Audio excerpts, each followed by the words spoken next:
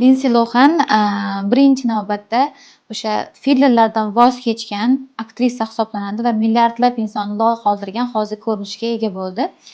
Ya'ni fillerdan nima uchun voz kechdi? Ko'rib turganingizdek, fillerlar mana yuzida otёk bergan, yuzini yoshiga nisbatan qariroq ko'rsatgan va yuzida qalbakilik, ya'ni nur yo'qolgan, qalbaki bo'lib qolgan va mana shuning uchun bu hozirgi kunda umuman yuzdagi fillerlardan voz kechib, tabiiy yo'llar bilan chiroyli ko'rinishga ega bo'lgan aktrisa hisoblanadi va buni ya'ni butun dunyoga fillerlarsiz ham chiroyli bo'lishni ko'rsatib bera olgan aktrisa deb bilaman. Filler o'zi mana yuzlari to'ldirib beradi, lablari katta qilib beradi, yuzlari katta qilib beradigan narsa. Ya'ni hajm beruvchi gialuronik kislota gel hisoblanadi.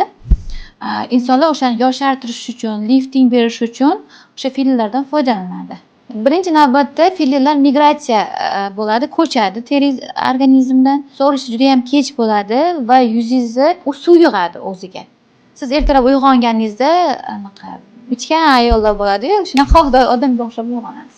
Ya'ni fillerlar birinchi haftasiga chiroyli bo'lishingiz mumkin. Mana bu skulalar chiroyli qilib beradi, lablari kattalashtiradi, skulalari kattalashtirib beradi, mana bu yanoqlar chiqarib beradi-da.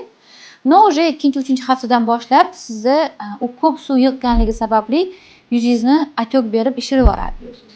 Ya'ni chiroyli bo'laman deb aslida yuzingiz nursiz, katta yoshli ayolga aylanib qolishingiz mumkin. O'shaning uchun ham o'zi fillerlar moda bo'lgandi Yevropada. Hamma filler qilib lifting muolajalarini amalga oshirgandi, lekin mana shu Linda Lawson voz kechdi fillerlardan va yuzini fillerlarsiz ham chiroyli tabiiy yosh ko'rinishi isbotlab bera oldi. Plastik operatsiya qildirgan deyishadi, yo'q. Men bu haqda surishtirdim, o'zini o'sha dadasi bergan intervyuni ham ko'rdim.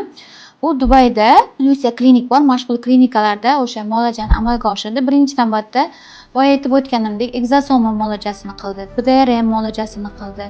Ya'ni tabiiy kollagen muolajalarini olgan. Undan tashqari o'sha lifting uchun mononiplardan, moldiniplardan foydalangan. Ko'rib turibsizki, tabiiy chiroyli, yosh, nurli ayolga aylandi. Meni tavsiyam o'sha yosh qizlarimizga birdan filler emas, balki o'sha davolovchi mezoterapiya, vitamin terapiyalar bilan ham o'sha yoshlikni saqlab qolish mumkin va fillerlardan foydalanmaslikni ko'proq maslahat beraman. Kollagen sintez hosil qiluvchi muolajalar, ya'ni sizni tabiiyligingizni saqlab qoluvchi muolajalarni maslahat beraman. Bizada ham qora bozor bor.